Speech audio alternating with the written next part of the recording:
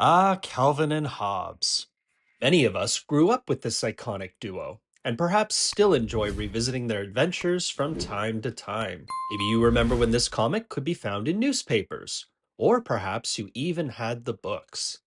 For years, I've been reading them to my daughter, and it's quickly become a favorite of hers as well. I got to thinking about some of Calvin's wild inventions that have appeared in the comics over the years, and started to wonder if any of these things could be possible in real life. Join me in today's video as we explore the real-world science behind Calvin and Hobbes.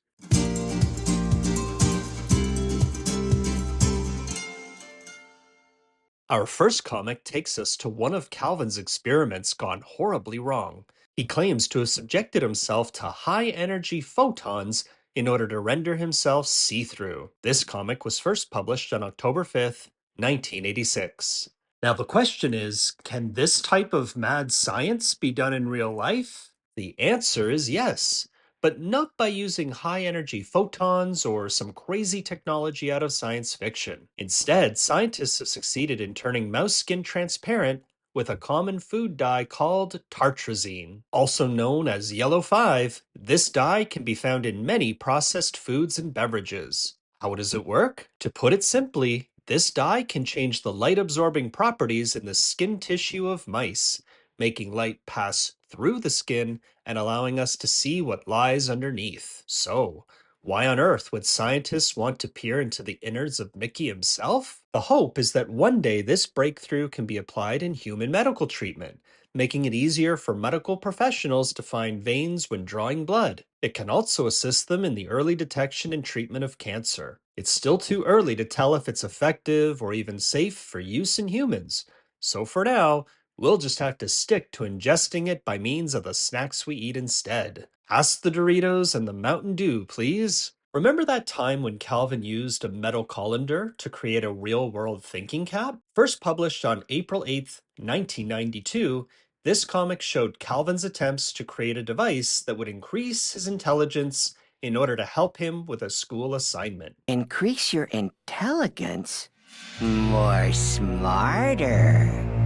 Sounds like the work of science fiction, but do we have something similar in the real world today? Our closest real world equivalent would be a technology known as brain-computer interface, or BCI. The most famous of these would be Neuralink, but there are many other players in this field as well. Granted, there are some ethical and privacy concerns regarding this technology. However, with that said, BCIs have also done a lot of good for some. For example, in some cases, they've helped to rehabilitate people who have suffered brain injuries, strokes, or other conditions that impair cognitive function. The hope is that this technology can be used one day to help people learn more effectively and perhaps even enhance human memory. So, while BCIs may not help us to unravel the mysteries of the universe like Calvin's thinking cap, they can definitely help to give the human brain a boost. How far this technology will advance, and whether it will ultimately prove to be a good thing or a bad thing, remains to be seen. Another famous invention of Calvin's would be the game he named after himself. That game, of course, is Calvin Ball. The game made its first appearance in the comics on May 5th, 1990. This is a game with no fixed rules. Instead, players make up the rules as they go, and can even change the rules of gameplay along the way. I'm sure some of us growing up have tried to play the game at least once or twice with friends or family. I know I have. To my pleasant surprise, I came across a very similar game known as Nomic. This is a game where rule changes are not only encouraged, but are a required part of the gameplay itself. Here are the basics, which I'll admit I'm oversimplifying just a bit here. The game is played in rounds where the players each take turns, proposing a new rule or a change to an existing rule on their turn. All players vote on whether or not to accept the rule change. If the change is voted in, it comes into effect during the next round of play. Eventually, core gameplay mechanics start to emerge, goals become clear, and players start to work toward achieving the end goal of the game. That goal might be to score a certain number of points, for instance. However, even those rules can be subject to a change, with gameplay, scoring, and goals shifting as the game progresses. As I said before, I oversimplified it a bit, and there's a lot more to it than this, so I really encourage you to look up the game for yourself. However, as you can see from my brief explanation, it is a highly variable game where the rules are never quite the same each time you play it. Sounds an awful lot like Calvin Ball to me. Let's follow that up by taking a look at Calvin's Propeller Beanie. This series first appeared on December 18th, 1989. In this series of comics, Calvin has to eat a bunch of highly sugary cereal in order to obtain enough proofs of purchase to be able to send away for his coveted prize. While not an invention of Calvin's, he does experience a sugar-induced hallucination where he imagines himself using the propeller beanie to fly up into the sky and high-five people on airplanes. Feeling so tall I could give a high five to the pilot. Unfortunately, he's sorely disappointed when he actually receives and assembles the hat. While the propeller does indeed spin, it isn't enough to get him off the ground. However, it does provide a nice origin story for Calvin's famous cardboard box, which we'll discuss in detail a little later in the video. How close are we to the flying beanie today? We have a lot of one-person devices these days that are designed to make humans airborne. While none of them come in hat form, I feel like the closest one to Calvin's vision would be the Copter Pack. This is an electric single-person backpack helicopter featuring dual propellers to help take people to new heights. Right now, it's just in the prototype stage, but who knows? Maybe this will one day be the new norm when it comes to our daily commute and running, or in this case flying, our personal errands. As promised, we're now going to dive into Calvin's cardboard box. This box has been used in many different ways, depending on which way it's facing, of course. Let's start with the duplicator machine. In this series of comics, which first appeared in print on February 25th, 1990, Calvin decides to make copies of himself so that he can send his doubles to school instead of going himself. Hilarity ensues as his doubles run amok and prove to be more trouble than they're worth. So, just how close are we to this technology today? While we don't have a machine that we can step into, press a button, and pop out a carbon copy of ourselves quite yet, scientists have been making advancements in the field of cloning. They famously cloned a sheep in 1996, and one celebrity even cloned their dog. Twice. Scientists have also managed to clone some endangered species in order to help repopulate their numbers in the wild. They've even mused about cloning long extinct species like the woolly mammoth. And as far as humans go, scientists have successfully cloned human embryos in order to produce stem cells for use in medical treatment. No humans have been cloned outside of the womb just yet, however, but could we see this kind of technology one day? Only time will tell. Speaking of duplication, Calvin once managed to make a duplicate of his good side only. It first appeared on March 4th, 1990. He claims to have achieved this feat by building an ethicator into the machine so that only his good traits were carried over to his double. As he puts it, this makes the good Calvin easier to exploit so that he will do Calvin's bidding without hesitation. Now, scientists have explored the idea of using machinery or even drugs as a way to modify behavior and to make a person more quote-unquote moral, but I wanted to keep things lighthearted for this video, so instead, I propose an alternative theory. I think instead of building an ethicator, Calvin's device accidentally tore a hole in space-time. This is plausible when you think about it, since his box has also been used as a time machine. We'll explore that invention a little later, but suffice it to say, I feel that he somehow managed to pull a good version of himself from a parallel universe. This would mean that it wasn't a duplicate of himself per se, but rather a different version of himself. This version of Calvin believed he was a duplicate of Calvin's good side, as it was the only way his brain could reconcile being in a universe not his own. This also makes for a happier ending to the comic because instead of dying, it would mean that the TVA finally caught up to him and simply teleported him back to his own universe. Are there any real-world implications here? Some scientists believe in the many worlds theory, which suggests that every possible choice leads to branching universes where the opposite choice was made. For example, maybe a person goes into work one day and receives an unexpected promotion. In another universe, that same person made the decision to stay home, leading to someone else getting promoted. That means that this choice, or quantum event, would lead to two universes being created.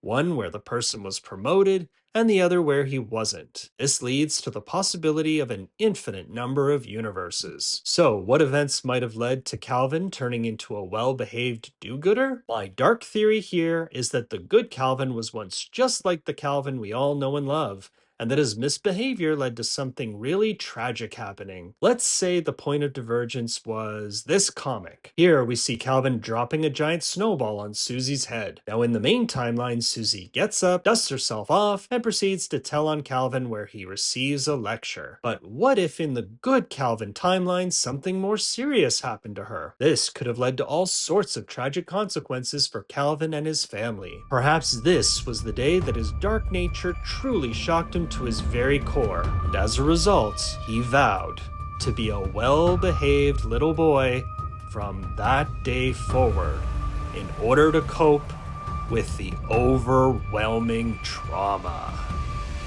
Or maybe all those child psychology books his parents bought actually paid off in this timeline. I don't know. But the question is, can this happen in real life? Again, it's just a theory at this point, but a compelling one at that. I sometimes imagine if there are different me's out there and what their life might be like. Perhaps this discussion will spark your imagination as well.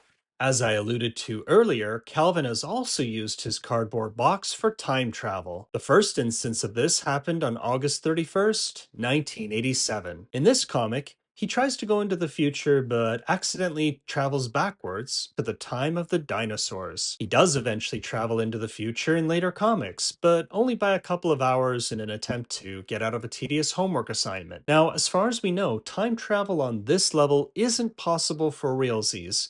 However, there are some real scientific parallels for us to explore. For simplicity, let's just talk about one of them, and that is time dilation. According to Einstein's theory of relativity, time can pass at different rates depending on factors such as speed and gravity. Have we seen any evidence of this? Yes. Astronauts traveling at high speeds are known to experience time slightly slower than people on Earth, an effect that's been measured with precisely calibrated clocks. So, while it might not be possible to time travel the way it's depicted in the comics, it is possible to travel to the future slightly quicker than those around you. All you need is a powerful, multi-million-dollar rocket to make it happen. Easy peasy, lemon squeezy.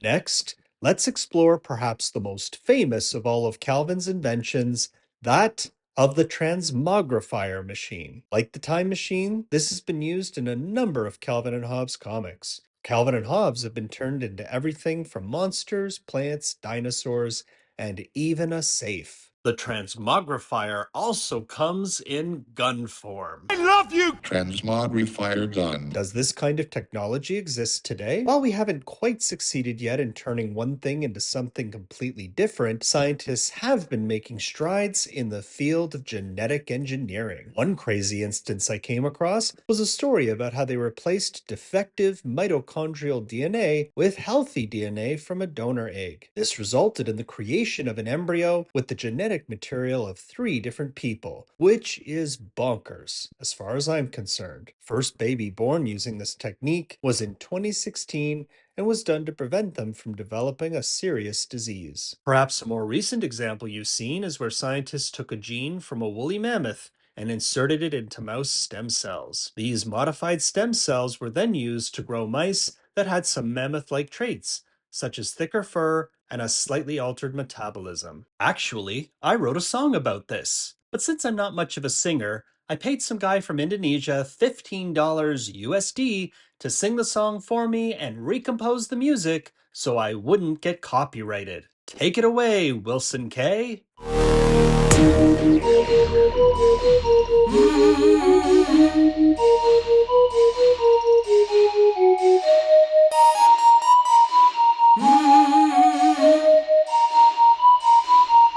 Scientists edited their genes.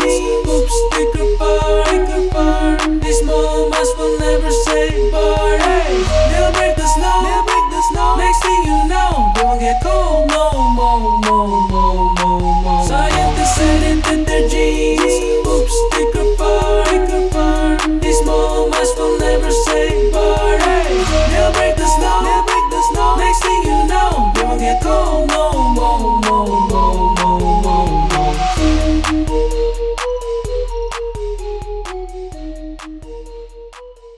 $15 well spent as far as I'm concerned. Now let's continue with the video. In a separate experiment, a biotech company by the name of Colossal Biosciences is using something known as CRISPR or CRISPR gene editing technology to modify Asian elephant DNA with mammoth traits as well. The goal here is to create a mammoth elephant hybrid that could survive in cold environments and help to one day restore Arctic ecosystems. Suffice it to say, the transmogrifier is not entirely the stuff of fiction, even if all we're able to do at this point is to tweak things slightly as opposed to transforming them entirely. While these projects have some noble goals, such as helping to contribute to the de-extinction of species, other projects, such as human gene editing, remain controversial. Though I sure wouldn't mind having an extra set of hands to help me edit this video while also working my day job.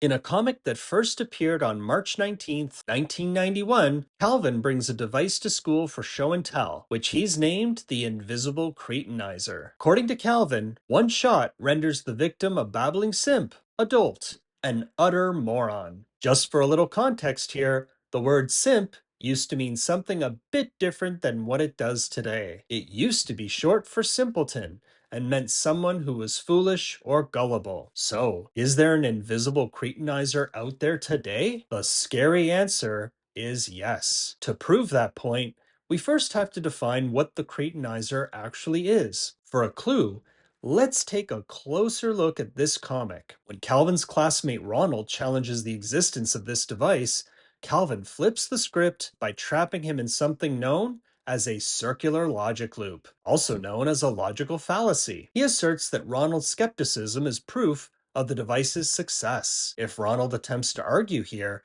he would only fall deeper into Calvin's trap. On the surface, this may seem like nothing more than childish antics between two elementary school classmates. But the cold hard fact here is that Ronald has indeed become a victim of the cretinizer. You see, the cretinizer isn't an actual device or weapon, even though Calvin pretends to hold it in his hands. Rather, the cretinizer here is the power of Calvin's own manipulative words. Spoken words, as we know, are indeed invisible. Calvin's argument is structured such that disagreeing with him only reinforces his claim. To the outside observer, Ronald has in fact been rendered a babbling simp, an utter moron. Not to trigger anybody here, but I think we've all fallen victim to this type of manipulation from someone at one point in our life. Whether it's a logical fallacy, as we just discussed, gaslighting, microaggressions, triangulation, guilt tripping, etc., etc., etc. Even the most well thought out and logical arguments or reasoning seemingly falls apart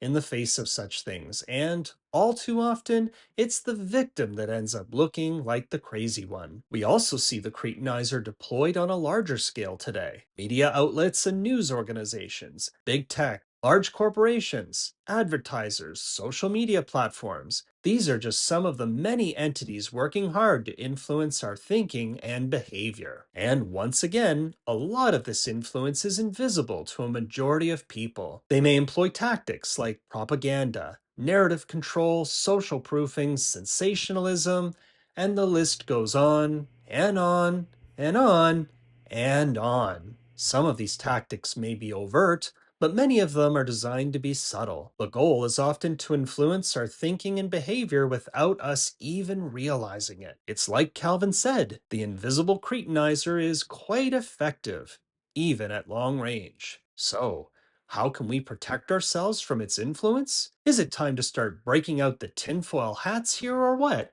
Well, I said this video would focus on real-world comparisons to the inventions found in the Calvin and Hobbes comics, not what the antithesis to them might be. However, if you would like a follow-up video diving more into that topic with an analysis of the mental health or psychological or existential aspects of Calvin and Hobbes sprinkled in like a fine seasoning, let me know. If enough of you want to see it, I will make a follow-up video. And if there are any inventions you feel I missed, I can include that in the same video as well. That's it for this one. Please don't forget to hit like, subscribe, and help my small channel grow. I hope you enjoyed, and I'll see you all in the next video. Thank you. Bye-bye. Okay, so for everyone roasting me in the comments in my last video over my pronunciation, Mario. Are you happy now?